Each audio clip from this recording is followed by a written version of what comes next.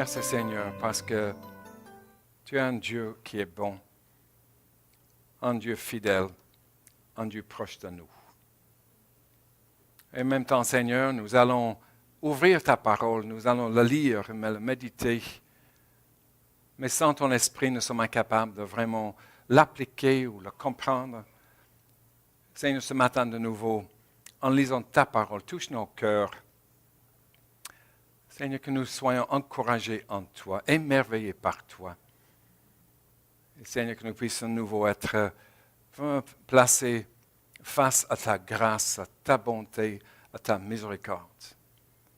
Et Seigneur, que nous puissions sortir d'ici encouragés, pas parce que nous sommes forts, pas parce que nous sommes capables, mais parce que tu es un grand Dieu qui nous prend par la main, qui met la main sur notre épaule, qui nous assure qu'il est là.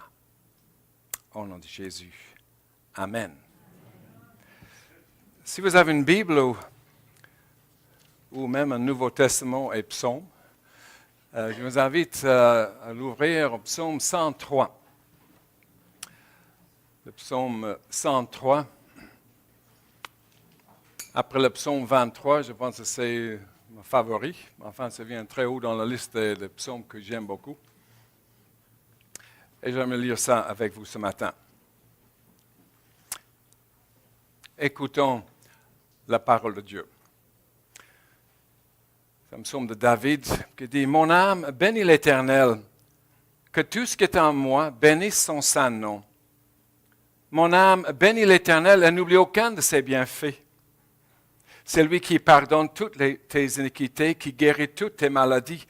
C'est lui qui délivre ta vie de la fosse, qui te couronne de bonté et de miséricorde. C'est lui qui rassasie de bien ta vieillesse et qui te fait rajeunir comme l'aigle. L'Éternel fait justice, il fait droit à tous les opprimés. Il a manifesté ses voies à Moïse, ses œuvres aux enfants d'Israël. L'Éternel est miséricordieux et compatissant, lent à la colère et riche en bonté. Il ne conteste pas sans cesse, il ne garde pas sa colère à toujours. Il ne nous traite pas selon nos péchés, il ne nous punit pas selon nos iniquités. Mais autant les cieux sont élevés au-dessus de la terre, autant sa bonté est grande pour ceux qui le craignent. Autant l'Orient est éloigné de l'Occident, autant il éloigne de nous nos transgressions. Comme un père a compassion de ses enfants, l'Éternel a compassion de ceux qui le craignent. Car il sait de quoi nous sommes formés et se souvient que nous sommes poussière. L'homme, ses jours sont comme l'herbe. Il fleurit comme la fleur des champs. Lorsqu'un vent passe sur elle, elle n'est plus. Et le Dieu qu'elle occupait ne la reconnaît plus. Mais la bonté de l'Éternel dure à jamais pour ceux qui le craignent. Et sa miséricorde pour les enfants de leurs enfants, pour ceux qui gardent son alliance et se souviennent de ses commandements afin de les accomplir. L'Éternel a établi son trône dans les cieux et son règne domine sur toutes choses. Bénissez l'Éternel, vous ses anges, qui êtes puissants en force et qui exécutez ses ordres, en obéissant à la voix de sa parole. Bénissez l'Éternel, vous toutes ses armées, qui êtes ses serviteurs et qui faites sa volonté. Bénissez l'Éternel, vous toutes ses œuvres, dans tous les lieux de sa domination. Mon âme, bénis l'Éternel. Amen. Je pense déjà, il y a une prédication, mais je suis censé d'ajouter quelques commentaires, mais je ne peux pas améliorer ce qui est ici. Mais en fait, c'est une prédication, c'est un sermon. Ce n'est pas un sermon prêché à une grande foule, c'est un sermon prêché à une personne. C'est un 1 à 1. David se parle, David se prêche. Et c'est ça que c'est le résultat, c'est le psaume que nous avons. Mais nous avons le privilège qu'il le partage avec nous, parce que c'est écrit comme un chant, qui chantait cela. Mais ça ouvre un peu la fenêtre sur l'âme, sur l'intérieur de David, ce qu'il vivait. Et c'est très probable, quand tu parles plus tard dans la vieillesse, c'est très probable que c'est écrit vers la fin de sa vie, pas au début. Et d'autres psaumes qui sont écrits quand David était jeune. Mais maintenant, c'est à la fin de sa vie, il regarde en arrière. Et qu'est-ce qu'il dit? Parce qu'on peut résumer tout le psaume dans le verset 2. « Mon âme bénit l'Éternel et n'oublie aucun de ses bienfaits. » Tout d'abord, en se parlant, il dit « David bénit l'Éternel ». Mais comment est-ce qu'on peut bénir Dieu? C'est Dieu qui nous bénit. On n'a rien pour donner à Dieu. Mais bénir Dieu, dans ce sens, c'est de l'exalter. C'est de dire du bien de Dieu. C'est de l'exalter pour sa personne, pour son caractère, pour ses attributs. Alors, Seigneur, tu es magnifique. Seigneur, tu es grand. C'est comme pour l'adoration. Ça, c'est bénir Dieu. Et puis, il dit, et n'oublie aucun de ses bienfaits.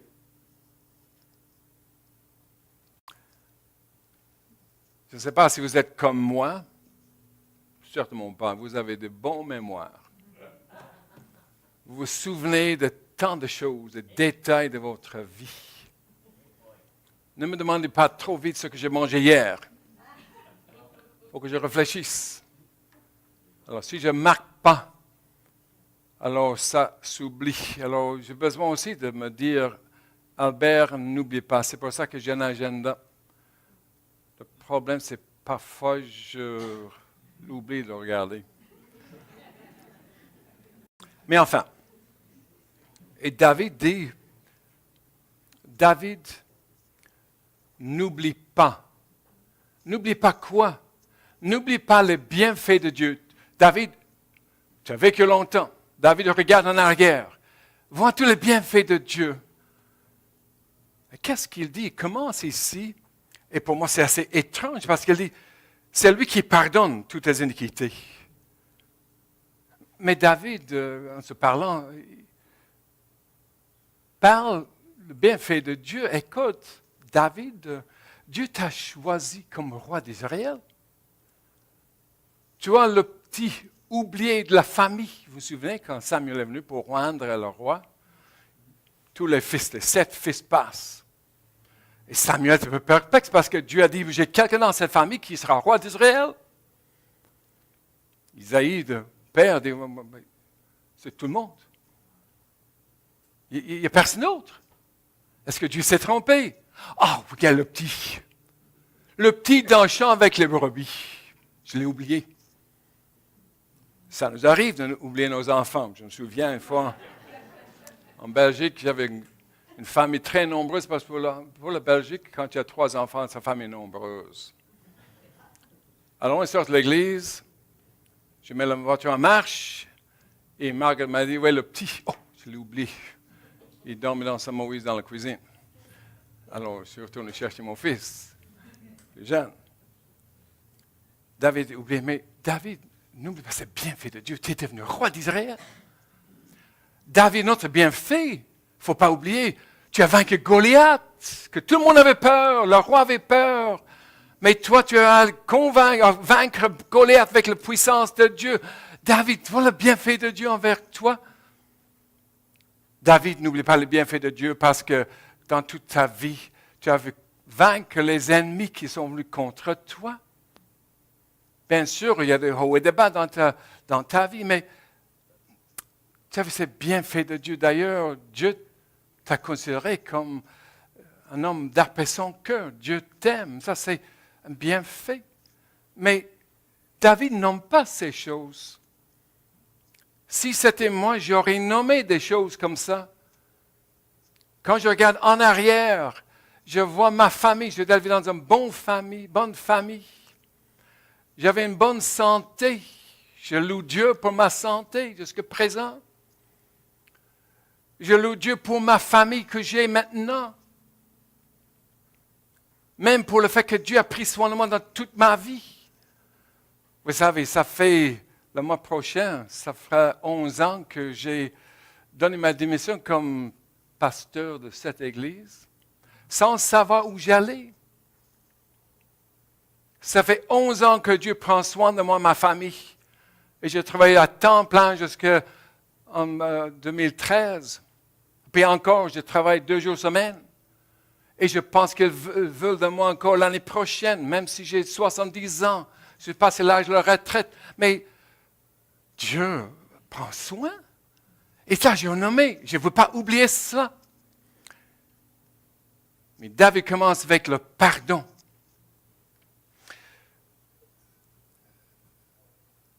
Pourquoi? Parce que je pense qu'il parle tout d'abord du pardon, car sans le pardon qui rétablit une bonne relation avec Dieu, tout le reste est éphémère et inutile. Oui, c'est de bonnes choses, ça passe. Mais ce sont des choses. Mais David veut, et David avait, et David veut toujours une relation avec son Dieu. Et c'est pour ça qu'elle dit, et Dieu qui pardonne toutes tes iniquités en se parlant, toutes tes iniquités. Il voit combien c'est libérateur d'être pardonné par Dieu. David a commis pas mal de péchés durant sa vie, notamment avec Bathsheba, la femme d'Uri. Des choses horribles. Mais Dieu pardonne toutes tes iniquités, David. N'oublie pas ça. Et quand il parle de péché, parce que notez, ce n'est pas le mot péché qu'il a utilisé ici, c'est toutes tes iniquités. Parce que péché, ce sont les actes mauvais. Comme le péché, c'est voler, tuer, tricher, mentir. Ça, c'est les péchés. Mais ça, souvent, les symptômes d'un problème plus radical. On parle souvent dans la Bible de transgression. Il parle dans le verset 12. Autant il éloigne de nous nos transgressions. Quand je transgresse la loi, c'est consciemment. J'ai fait quelque chose que la loi dit ne pas faire. Je sais que j'ai déjà utilisé cette illustration ici, certainement, parce que c'est le seul que j'ai qui vient en tête. C'est quand j'étais aumônier au centre d'instruction, ou l'école, si tu veux. Et dans un magnifique grand hall comme ça, comme un hangar. Et dans ce hangar, il y a de grands canons. De grosses affaires, solides, comme le roc. Et souvent, j'ai passé par ces canons. Il y a une corde autour, petite corde comme ça, c'est même pas très fort, je crois. Sur cette corde, il y a des pancartes. Et sur cette pancarte, c'est écrit « Ne touchez pas au canon ». J'ai 70 ans, vraiment, j'avais quoi, 65 ans. Mais mes amis, le désir que j'avais de toucher ces canons. Et je passais seulement une fois, mais pas sans les voir. Mais avec cette pancarte qui est comme un feu là devant moi, c'est ne touchez pas. Pourquoi? Juste toucher. Je n'allais pas briser le canon, je n'allais pas tirer le canon, je n'allais rien faire avec le canon, mais j'avais tellement envie de toucher le canon. Pourquoi? Parce que quelqu'un a dit ne touchez pas au canon. Si j'avais touché ce canon, c'était une transgression de la loi militaire de ce commandant-là. Je n'ai pas fait. Mais ça change rien parce que j'avais tellement envie de le faire. Mais je ne voulais pas traverser la corde. Parce que si quelqu'un sort le micro, qu'est-ce que tu fais là? Je transgresse. Mais ça aurait été sciemment. Mais ce n'est pas ça que David dit. Oui, il pardonne mes transgressions. Plus tard, il va le dire. Mais David, Dieu pardonne ton iniquité. Ça, c'est le problème de base. C'est ton état pécheresse. C'est ça le problème que tu as devant Dieu. C'est ton état de cœur. Suite à la chute d'Adam et d'Ève, nous sommes tous touchés par cette maladie-là. Ce péché de base, c'est l'état naturel de notre cœur devant Dieu qui est saint. Et Dieu pardonne ça. Dieu change ça. David, Dieu t'a donné une relation avec lui en répondant à ce problème de cœur. Dieu pardonne pas seulement les péchés du passé, les péchés présents, mais aussi le péché du futur. C'est la solution pour le problème de notre âme, de son âme. Et ça reconnaît le bienfait de Dieu. Je suis clair devant Dieu Parce que Dieu pardonne toutes mes iniquités, mes injustices, l'état de mon cœur. Et puis il dit tout de suite qu'il guérit toutes tes maladies. Bon, les personnes vont sauter sur ce verset pour dire que le chrétien ne doit jamais être malade. Dieu ne veut pas qu'on soit malade. Alors si vous êtes malade, c'est parce que vous avez un péché ou soit vous manquez de foi. On va le prêcher. Je ne pense pas que c'est biblique. Parce qu'il y a des virus ou des bactéries qui viennent ne rien faire avec ni la foi ni le péché. Mais il dit il guérit toutes tes maladies. Je pense que c'est dans le même contexte que le premier partie, c'est lui qui pardonne toutes tes iniquités. Parce que pour moi, il parle ici de maladies spirituelles. Et dans ce contexte, bien sûr, Dieu guérit des maladies. Dieu est capable de guérir. Il ne guérit pas toujours. On aime qu'il le fasse, mais Dieu a ses plans. Mais Dieu est capable de guérir. Et parfois, il y a des guérisons par miracle, parfois des guérisons par le moyen des médecins, les médicaments et tout ça. Mais ici, je pense dans ce contexte, parce que souvent la poésie hébraïque, c'est dire la même chose deux fois, mais dire la même chose autrement. Alors, il pardonne toutes tes iniquités, il guérit toutes tes maladies. Et on pense que c'est surtout des maladies spirituelles. Dieu donne par son pardon, par sa grâce, une santé spirituelle parfaite. Bon, ça serait parfait quand nous serons là-haut, bien sûr. Et puis, il délivre ta vie de la fosse. Il faut toujours dire, c'est David qui se parle. David, on peut dire Albert, Dieu délivre ta vie de la fosse. Et la fosse, dans la Bible, c'est synonyme de l'enfer, le jugement. C'est là le lieu réservé pour Satan et ses anges. Mais c'est le lieu où tout le monde qui ne croit pas en Jésus-Christ, qui n'a pas de relation avec Jésus-Christ, vont se trouver aussi. Et c'est pour ça que nous prêchons l'Évangile. C'est pour ça que nous prêchons la bonne nouvelle de Jésus-Christ qui veut sauver le monde de cela. Mais David dit, tu me délivres de la fosse. Et si David était avant Jésus-Christ, bien sûr, mais nous, on regarde en arrière. Comment est-ce que on peut dire que Dieu me délivre de la fosse? Vous savez pourquoi? Parce que Jésus est descendu dans la fosse. Il a pris ma place là. Dans le credo des apôtres, on dit que Jésus est né d'une Vierge Marie. Il a souffert sous Ponce Pilate, il a été crucifié, il est mort, il est descendu en enfer, descendu dans la fosse. Mais il est ressuscité, mais il est descendu dans la fosse à ma place, à ta place. C'est ça que nous avons mérité, nous méritons ça, mais Jésus est allé là-dedans. Et puis il me relève, il nous relève de là. Alors c'est pour ça que nous pouvons dire qu'il n'y a plus aucune condamnation pour ceux qui sont en Jésus-Christ. Nous sommes sauvés de la condamnation, qui est bien sûr le résultat ultime du péché dans notre vie. Et c'est seulement sur cette base-là que nous pouvons dire qu'il n'y a pas de condamnation, parce que Jésus a pris notre place. Et puis, il dit, qu'est-ce qu'il dit après? C'est lui qui te couronne de bonté et de miséricorde. Dieu verse sa bonté sur moi. David, Dieu verse sa bonté sur toi. Tu vois ce qu'il fait, ce qu'il a fait. Il verse sa miséricorde sur toi. Et c'est comme une couronne que tu portes. Nous sommes élevés dans une position de gloire en Jésus-Christ. C'est comme une couronne. Et cette couronne que nous avons, c'est la bonté et la miséricorde de Dieu.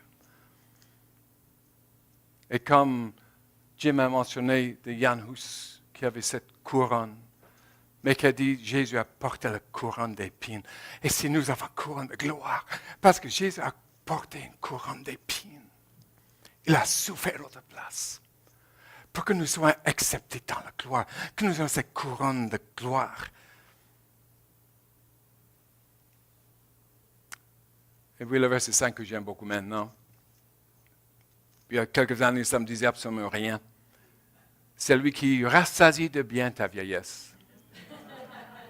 J'ai encore un peu de misère avec ce mot vieillesse, mais je suis enfin, je suis conscient que je ne suis plus dans le club des jeunes de l'Église. D'ailleurs, il y a quelques semaines ou quelques mois, on a eu un dîner partage ici. On a mis des tables. Et c'était annoncé, les tables sont pour les familles avec des petits-enfants et pour les vieux. Parce que c'est plus facile pour un vieux de s'asseoir, de manger, parce que debout, ça il fait des dégâts. Mais je ne sais pas si vous avez, peut-être pas remarqué, mais si vous m'avez remarqué, vous aurez vu que je n'étais pas assis à la table des vieux. Je suis resté debout. Et même si j'aurais des camps partout, j'aurais resté debout. Je ne veux pas être classé avec les vieux. Ça va venir. Peut-être quand j'aurai l'âge de mon père qui a 96, qui aura 97 le mois prochain, qui me traite de jeune encore. Alors, ça va, papa, j'accepte ça. Je sais que je suis plus jeune. Dans la tête, oui, mais dans le corps, c'est autre chose. Mais c'est lui qui rassasie de bien ta vieillesse. Ah, c'est pas juste pour la jeunesse. Oui, c'est pour la jeunesse. Dieu est bon, mais aussi pour les gens qui ont dépassé l'âge de la jeunesse. Il te fait rajeunir comme l'aigle. Oh, je ne vais plus voler, je ne vais plus faire le marathon. D'ailleurs, je n'ai jamais fait. Mais comme je dis quelqu'un, oui, je joue au rugby et ça fait 80 minutes sur le terrain, mais 2 minutes entre les deux. Vous savez, c'est juste pour, tu manges un quart ou un huitième d'une orange et puis tu recommencer. Ce n'est pas comme ces jeux ici où on sort. Écoute, les joueurs de hockey, ils vont pour 30 secondes, 25 secondes. Alors, il est longtemps sur la glace, ça fait 45 secondes. Qu'est-ce qui se passe? Quoi? 80 minutes sans arrêt? Même en football, ça sort, ça entre, ça sort, ça entre. On restait, on jouait. Moi, j'avais quoi? 16 ans? 18 ans? Maintenant, 80 minutes, si je reste 4 minutes, ça serait beaucoup. Mais pourquoi il te veut rajeunir comme l'aigle? C'est l'intérieur. Et ça montre quelque chose de spécial. Je ne sais pas pourquoi je suis ému ce matin, mais c'est... Mais enfin, j'ai parlé de mon père. J'ai déjà mentionné mon père, je vois ici, parce que mon père a 96 ans. Vous savez, mon père est plus jeune maintenant que quand il avait 20 ans dans son cœur. Pourquoi? Parce que Dieu l'a rajeuni. Albert, j'ai une autre relation avec le Seigneur. Quand j'étais fermier, bien sûr, on lisait la Bible après le repas, tout parfois. C'est ma mère qui insistait surtout, mais franchement, je pensais aux récoltes, je pensais aux vaches, je pensais au qu'est-ce qu'on va faire demain, est-ce qu'il va pleuvoir. Mais maintenant que je suis à la retraite, j'ai le temps. Et j'ai une relation avec le Seigneur que je n'ai jamais eue quand j'étais jeune. Et mon père dit, c'est content, je suis comblé. Alors c'est vrai, quand je l'appelle au téléphone, ça m'encourage. C'est un homme qui parle comme un jeune, mais jeune de cœur. Pourquoi? C'est parce que le Seigneur a renouvelé ses forces spirituelles. C'est une autre personne. Et c'est ça que le Seigneur fait. Et c'est ce que David dit. C'est, David, tu es vieux. C'est fini la vie. C'est la mort qui t'attend. Mais tu as une vigueur de jeune. Parce que Dieu t'a fait du bien. Parce que Dieu est avec toi. Parce que Dieu renouvelle tes forces.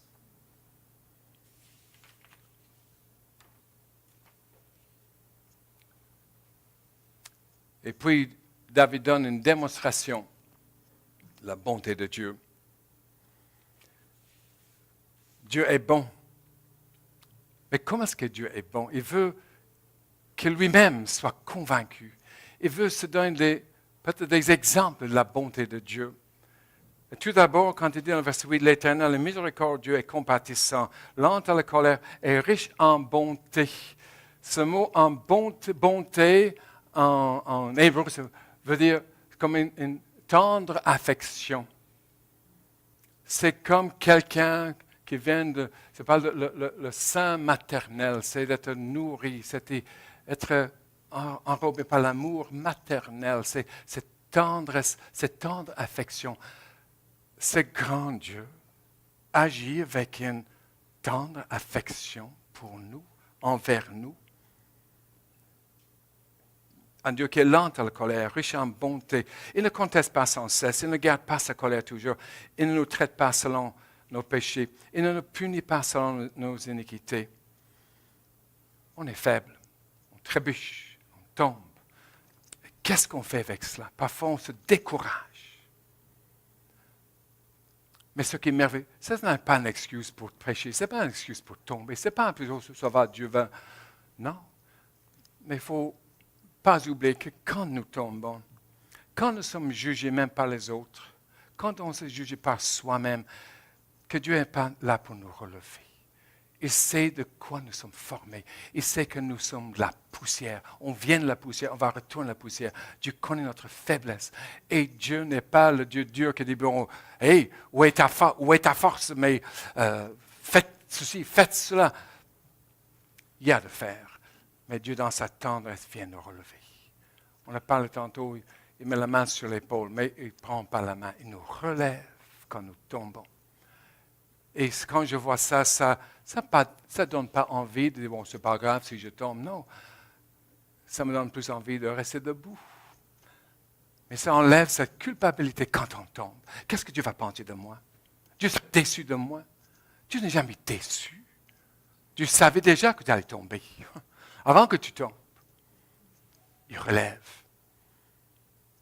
Il ne nous punit pas selon nos iniquités. Il devrait. Il ne nous traite pas selon nos péchés. Il devrait. Mais de nouveau, ce psaume nous prend là dans le contexte de David, mais pour nous, ça nous projette en avant vers Jésus. Parce que si c'est écrit là, c'est seulement parce que Jésus a passé par la condamnation, par la punition pour le péché. Pas pour ses péchés, mais pour nos péchés.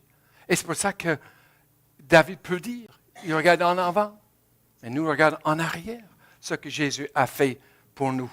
Et puis, il parle ici de l'immense, et combien est grand cette bonté, cette miséricorde de Dieu. Il dit, mais autant les cieux sont élevés au-dessus de la terre. Regardez en haut, le plus loin que vous pouvez. Et c'est à cette hauteur-là que sa bonté est grande. Et aussi nos péchés, quand Dieu enlève nos péchés, il dit, autant l'Orient est loin de l'Occident, autant il est loin de nous, nos transgressions, même ces péchés faits consciemment. Quand vous allez vers l'ouest, vous n'allez jamais vers l'est. Vous n'allez jamais rejoindre l'est. Si vous allez au nord, le pôle nord ici, je suis au pôle nord. Je fais un pas de plus, je vais vers le sud. Il y a une limite nord-sud. Mais il n'y a pas de limite est-ouest. Tu veux voler, tu peux voyager tant que vous des années que vous voulez, c'est toujours vers l'ouest ou vers l'est. Autant Dieu éloigne de nous nos péchés. Il ne tient plus compte de nos péchés parce qu'ils sont pardonnés, ils sont effacés. Et ça, il a fait en Jésus. C'est ça que nous avons. Est-ce que j'oublie ça?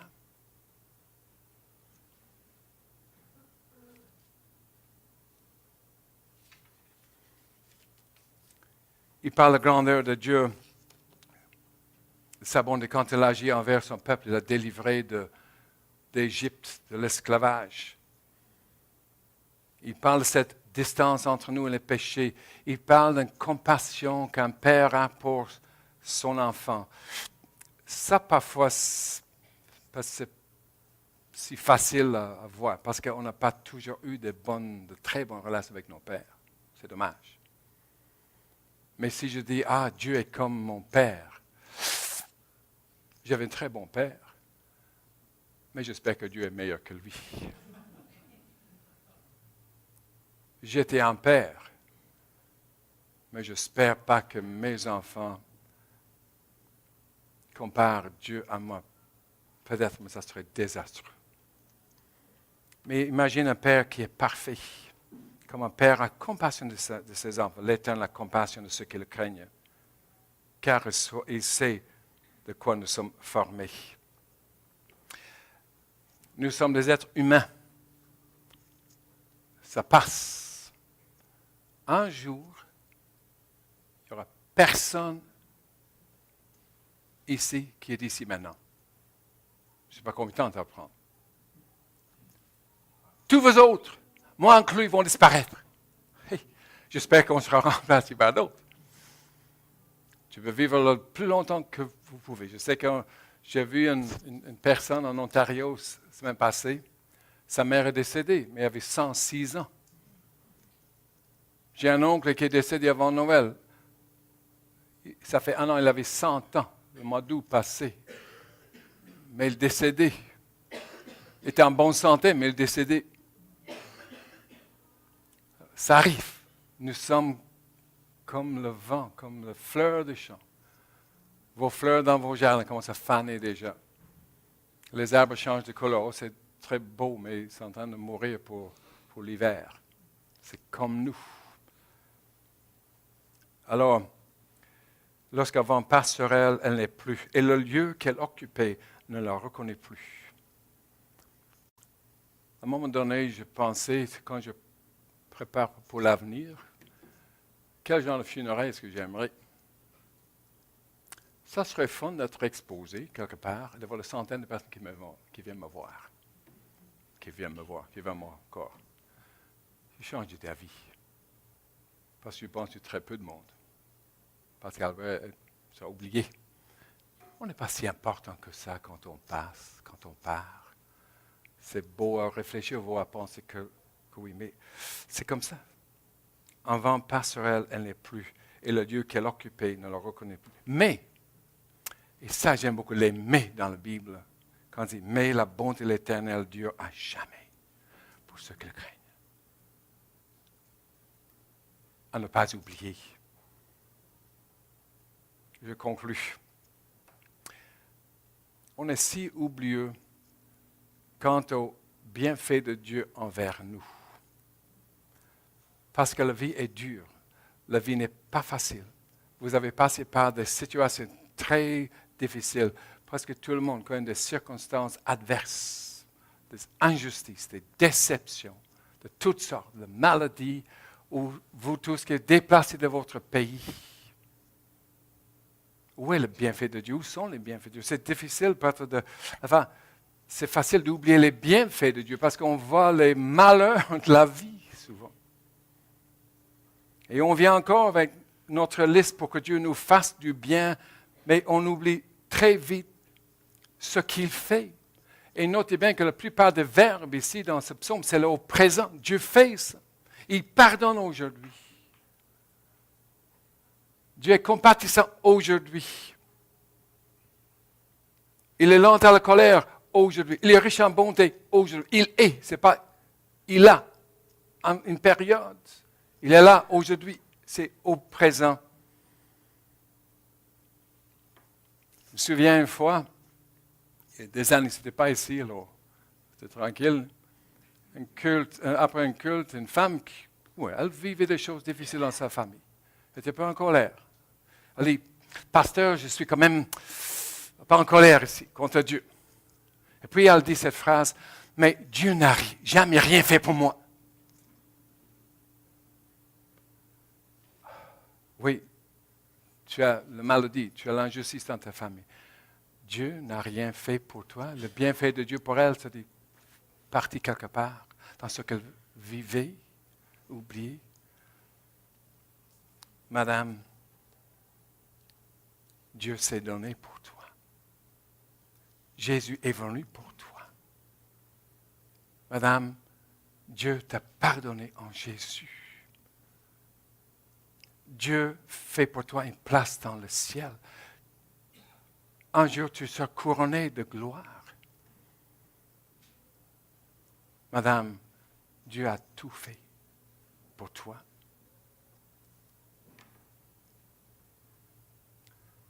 Nous n'avons pas le problème de se plaindre quand la vie n'est pas facile et quand les circonstances deviennent adverses.